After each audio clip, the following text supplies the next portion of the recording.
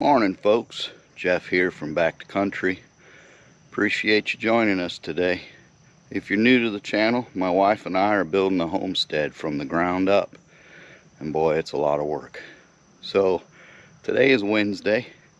It's a beautiful 63 degrees. And according to the weather, it's fixing to rain. But we're out here in the piney woods of northeast Texas, and rain is not an abnormal thing. Well, let me tell you folks, this has been a hell of a week. And like I always say, this channel ain't about just rainbows and unicorns. We show both the good and the bad. And this week, man, we've had our share of bad. We have been, no kidding, at war with Murphy. Just about every piece of equipment we got has broke, and it's been a challenge to try to get fixed. So let's just start the rundown, and we'll kind of go through what we've been doing and what's been going right and what's been going wrong, and just give you our weekly update. So here we go. Alright, so if you don't know, I'm walking up to the upper pad. So that area over there where there's some dirt piled up and everything is eventually long-term where the house will go. But we've been taking dirt off of this hill to build our pad for our shop, which is going to be our first structure, and we'll build a living quarters in there. That's how we'll get out here full time. So since all of our equipment's broke, I did some scraping with the dozer and was using the tractor to move that dirt, and then Murphy struck and the lift cylinder on the tractor broke, so we got to fix that. We'll get to that in a minute. Here's the beast. The beast is 1970s era self elevating pay scraper, and this baby can move some dirt. So this thing, we were moving dirt and we started spraying hydraulic oil all over the place up in there. So that empty space right there is where a big hydraulic motor goes. That's the chain motor that drives this elevating chain. So it basically, as you scrape the dirt, the chain rolls, lifts the dirt, and throws it up on the top of the stack in the scraper. So that's kind of how it picks up the dirt. So we got it out. Like I said, this is 1970s technology, so it ain't easy to find parts or anything. Luckily, all we needed is a bunch of seals and everything. So we went into town to get seals, and we got all the O-rings and all that kind of stuff for it, but when it came to some of the seals, we had to go to a different store to get those, and they didn't have them, so they had to send out for them. And I guess the store that they get them from, their partner or whatever, is in New Orleans. And if you know, New Orleans has recently been affected by Hurricane Ida, so they didn't even know if their place there was open yet. So we'll see what happens there. Looks like we had a armadillo cross the road right here. You can see the tracks in the sand and the tail drag crossed right across over the road there. Always like seeing the different animal tracks. Just one of my things, I guess. So moving down here to all the other equipment, the dump truck's working fine. So worst case scenario, if I don't get some of this other stuff working, I may move the big excavator up top and start scraping some dirt with that and putting it in the dump truck and moving it. The compactor, of course, if you followed along, you know we blew a hydraulic hose on that. That was a 600 PSI hose. $250 later, we got her fixed. She's good to go. The tractor, this thing was a bear to get apart. So we pulled the cylinder out of here the lift cylinder, and the hoses were a challenge. On this end of the hose, it's not a it doesn't turn, so that made that harder to get the hose off. We had to disconnect the other end and spin the hose. That was fun. But what was really tough was getting the cylinder apart. So the way these cylinders work, they're different than normal cylinders I've dealt with. So normally this cap or collar is threaded, and you got some type of spanner wrench, so either there's holes in the side or holes in the front.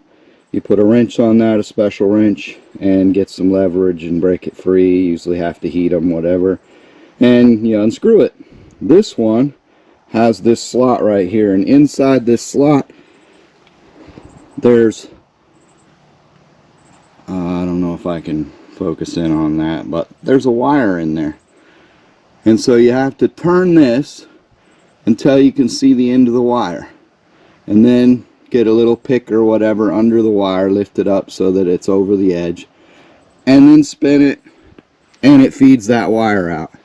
And once that wire is all the way out, well, then that's the keeper, and then this is supposed to just pop out.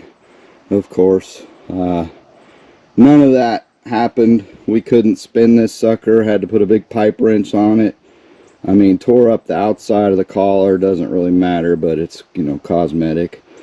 Had to heat the hell out of it. I mean, I think it was the most difficult cylinder I've ever had to break apart.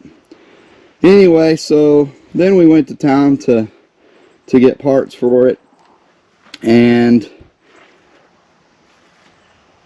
they put together all the pieces except one, and the one part was basically a big seal that goes around the piston, and it was an off size, really narrow, and no matter where they looked, they couldn't find anything. So it's like it's a proprietary part or something. And of course, if you buy the one part from Ford or New Holland, it only comes as a kit. So unfortunately, we had to go to the tractor place and order the kit. $335 each. So there's 2 lift cylinders, $335 each. What a ripoff. So if we bought the parts from the place that we normally get all the parts and pieces, if they would have been able to fill that one piece, the total would have been probably around $200. We were up to $150 with all the other parts, and they just needed that one ring. And you know, it would have been getting close to probably $200 by the time it was done. So $200 is what the parts would have cost from a parts place, but going to the proprietary New Holland crap, $335 per kit. Biggest ripoff ever. New Holland, you suck. I will never buy another New Holland just because of those kinds of practices. Do all the other tractors do the same kind of stuff? I don't know. Let me know in the comments if you got tractors and you know, you've been ripped off by them as well. But yeah, I wish I had a machine shop to build a new collar and change the size and just go around them. But what a ripoff. Not happy with New Holland. New Holland, you suck. Moving on. Of course, the mini excavator. So if you saw our old videos past, we've been messing with that dozer blade cylinder. We had to take that apart again and pull out some seals for that because we bought a kit out of China, and of course there was 2 seals that were the wrong size, didn't fit. Everything else was fine. So we ended up trying to get those, and they didn't have them, so they had to order them. So we got parts on order for the Mini. We got those ridiculous expensive parts on order for the tractor. And what else is broke? Oh, the scraper. We got parts on order for that. So hopefully that stuff will be here soon. Right now, those are some pretty important pieces of equipment that are all broke. So that limits our dirt moving operation. Yeah, so you know, the goal is to keep building this road up. Right now we're, you know, bumpy and too steep. We need more dirt to get in here and do this right, so we can get the right grade on here. And the importance of getting this done is I need to be able to get cement trucks up here to deliver concrete for the slab. I need to be able to get a semi truck in here to deliver our metal building. And you know, we're just too steep right now for all that. So definitely got to get to moving dirt again. And like I say, if I don't get stuff fixed here pretty quick, then the next bet is I'm going to move that big excavator to the John Deere up top and start just scraping dirt with that and filling the dump truck and bringing it down here and dumping it. The dozer, of course, is working fine. That thing might as well be Old Faithful, because it just keeps going along. I mean, we've done work on it in the past. We've rebuilt the blade. We've rebuilt the cylinders on the ripper. We've changed various hoses. It's got a few little minor problems that we need to address sooner or later. One of the pivot brakes, the seals are gone on that, and it doesn't hold pressure, so it doesn't pivot. But we don't really use those. We drive all with the controls, transmission. We don't use the brakes to drive, so we don't really use it. So it hasn't been a priority to fix. It's not leaking or anything. It just there's no brake pressure on that side. If you hit the main brake, it still works because it uses a different master cylinder for that. So the brakes work, just the pivot brake on one side is out. Not a big deal, but we got the stuff to fix it. It's just that we haven't really been interested in tearing it down because it's not a priority and we use it a lot. So the weeds are up high. Guess eventually I'll have to cut these weeds out of here. This is the pad where the shop is going to go. I mean, we have moved thousands of yards of dirt to build this pad, and we are getting so close, but these little things just keep getting in our way. You know, I don't know why. This trip, Murphy has really attacked us a lot. You know, Murphy's Law, if it can go wrong, it will. And this trip, it seems to have been that way. We've been out here about 3 weeks. Well, actually, I've been out here about 3 weeks. And, you know, I've got some work done. I made some progress. Just not where I want to be. But, my goodness, things are about to get better. Tomorrow, the love of my life, Miss Lorena, is coming. And of course, she's bringing a man's best friend, whiskey, with her. So we'll be a complete pack at that point. So very excited for them to get here. She's been stuck in the city doing some physical therapy, actually. She hurt her neck, and the doctor just sent her to physical therapy. No x-rays, no MRI, nothing. Just, oh yeah, go to physical therapy. So she's been going to physical therapy for I don't know how many weeks now. About 5 weeks, I guess. And yeah, it hasn't helped at all. So yesterday she hit her 10th session. She was doing 2 sessions a week.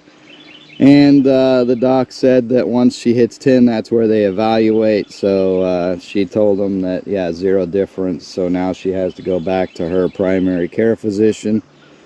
I think next month sometime, see him and see if they can work out a better plan. Hopefully this time they'll do some x-rays, MRI or something, and try to determine the actual problem rather than just saying, yeah, here, go to physical therapy.